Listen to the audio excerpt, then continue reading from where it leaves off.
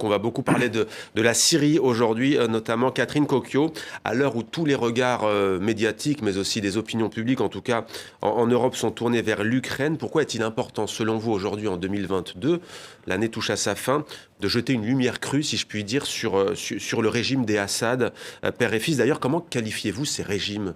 Alors, je crois qu'il est d'autant plus important de regarder ce qui s'est passé que précisément ce qui se passe en Ukraine n'est pas sans lien avec ce qui s'est passé en Syrie, à cause de la présence russe dans un cas et dans l'autre, bien entendu, et que ce qu'a fait Poutine en Syrie était à la fois une expérimentation de beaucoup de choses à la fois, de ses armes, mais aussi du seuil de tolérance de la communauté internationale en ce qui concerne une invasion possible ultérieure de l'Ukraine. Je crois qu'il avait tout à fait ça dans son horizon.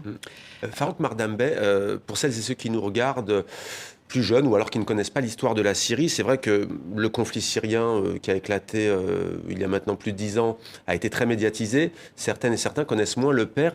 Qu'est-ce qui fait l'ADN de ce régime, de cette dynastie des Assad? Bon, il suffit de se rappeler d'une chose. Bon, la Syrie est l'un des pays les plus vieux du monde, quoi. Il est aussi vieux que l'histoire. Mais aussi c'est un État jeune, qui a à peine un siècle d'existence. Et sur ce siècle, il y a 50 ans de règne absolu de la famille Assad.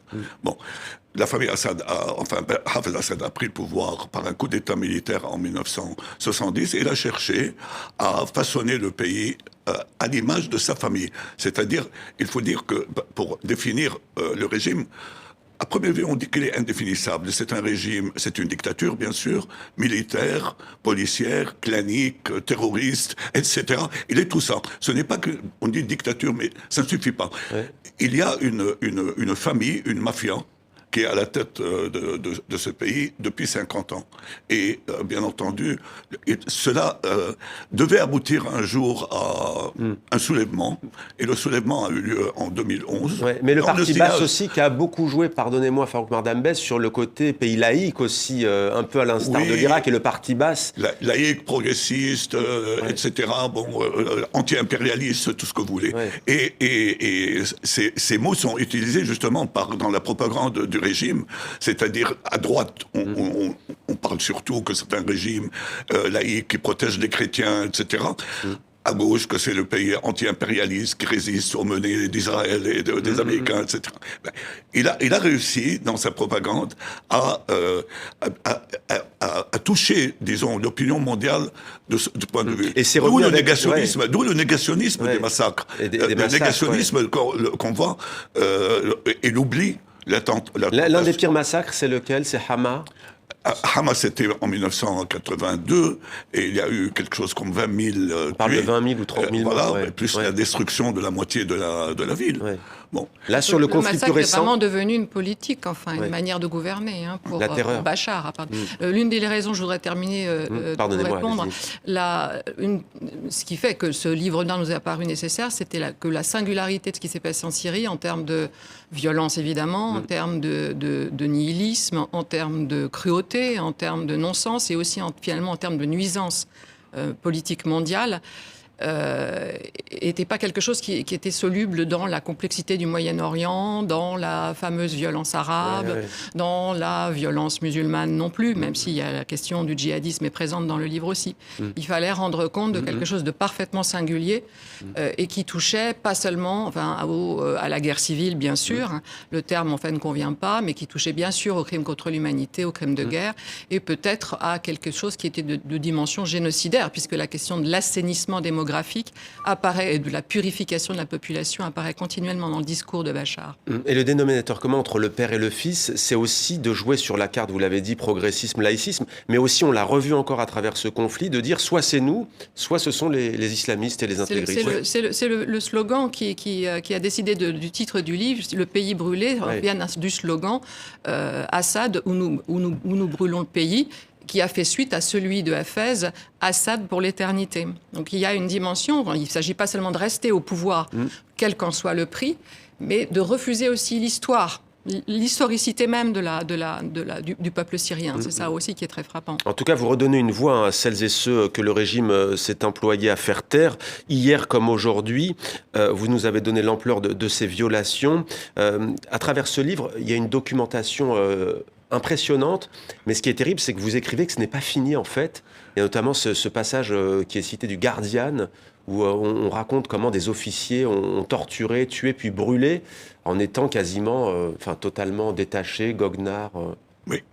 Et vous avez vu comment cette enquête du Guardian, avec la vidéo absolument insupportable qui l'a accompagnée. Vous l'avez vu, cette vidéo ? Oui. Et bon, mais ça n'a pas circulé, ça n'a pas été diffusé suffisamment, comme s'il a été censuré, alors que c'est quelque chose... C'est inimaginable cette vidéo. C'est-à-dire cet officier qui bande les yeux de Syriens et de Palestiniens dans ce quartier populaire, qui les fait courir pour qu'ils tombent dans un fossé, et une fois qu'ils sont dans le fossé, il les fusille. Enfin, c'est un document unique qui faisait voir enfin d'une cruauté, d'un sadisme. Qu'on avait vu écrite en fait. Est-ce que vous sentez une différence de traitement on ne va pas jouer à ce jeu, mais c'est vrai que ça revient, on va en parler avec vous tout à l'heure sur la question migratoire, entre l'émotion et l'indignation suscitée par le sort des Ukrainiens aujourd'hui, et au fond, voilà, tous ces massacres qui sont très vite tombés dans l'oubli. Ça crève les yeux, bien sûr, c'est éclatant, la disparité. Ça n'empêche pas que les Syriens sont fondamentalement solidaires des Ukrainiens dans cette histoire. Il faut le préciser, oui. Mais bien sûr, avec un fond d'amertume, parce que le consensus occidental qui s'est cristallisé autour de l'Ukraine n'a évidemment pas fonctionné, c'est le moins qu'on puisse dire. Puisqu'il y a eu un consensus, au fond, aboutissant au laisser-faire, au contraire, pour la Syrie. Ouais. Dans votre ouvrage, il y a un paragraphe, vous citez un expert qui le dit ouvertement, effectivement. C'est comme un élu d'ailleurs, du MoDem. Je crois que c'est alors non, justement, qui disait qu'eux feront de bons immigrés. Donc c'était justement il assume. cette fameuse phrase qui est très très choquante, parce que quand on travaille sur l'histoire des migrations, c'est très classique, mais finalement on est toujours choqué d'entendre ça. C'est-à-dire qu'il y a des gens qui sont considérés comme a priori de bons immigrés et de bons réfugiés, en l'occurrence ceux qui ressemblent racialement, du point de vue religieux, enfin il faut être clair, à la société d'accueil. Et puis il y a ceux qu'on n'a pas envie de voir. Voilà. Et moi aussi, effectivement, et je finis le livre là-dessus, parce que cette actualité m'a à la fois un peu choquée, bouleversée, cette différence de traitement et de regard qu'on porte. Alors que des études montrent qu'en Allemagne, par exemple, l'Allemagne a beaucoup profité du savoir-faire des Syriens, notamment, qui se sont parfaitement intégrés. Oui, non, mais on est bien d'accord qu'il s'agit ici du registre des représentations, donc d'un mélange un petit peu irrationnel. C'est ça. On n'est pas dans le cartésien. Voilà, exactement. Mais registre des décisions politiques aussi, puisque l'ONU n'a pas eu le même comportement dans un cas et dans l'autre non plus. Il y a eu des décisions pour l'Ukraine de demander des comptes, de justifier les vétos. Une facilitation. Cette chose-là n'a pas eu lieu pour la Syrie. Une facilitation d'accès au droit d'asile aussi, tout simplement.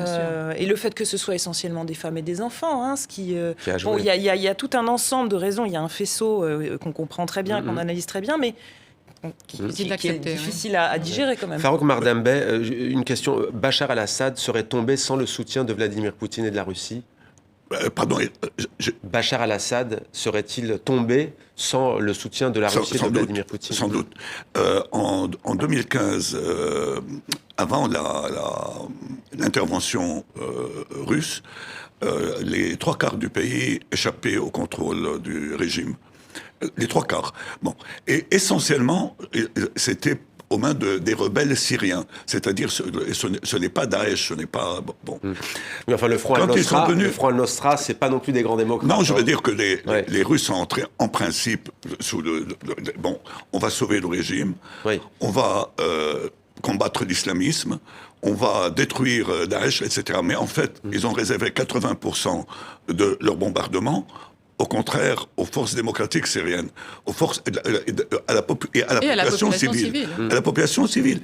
Il y a, d'après des comptes très rigoureux, minutieux, il y a eu près de 7000 morts civils sous les bombardements de l'aviation russe, des écoles, des hôpitaux, des dispensaires et des secouristes. C'est-à-dire quand il y avait un avion qui passait, qui bombardait un marché par exemple, les avions revenaient une demi-heure après pour achever les blessés et tuer les secouristes. Bon, cela a été documenté par des dizaines de personnes et dans plusieurs endroits en Syrie, aussi bien dans la banlieue de Damas que dans la région d'Idlib.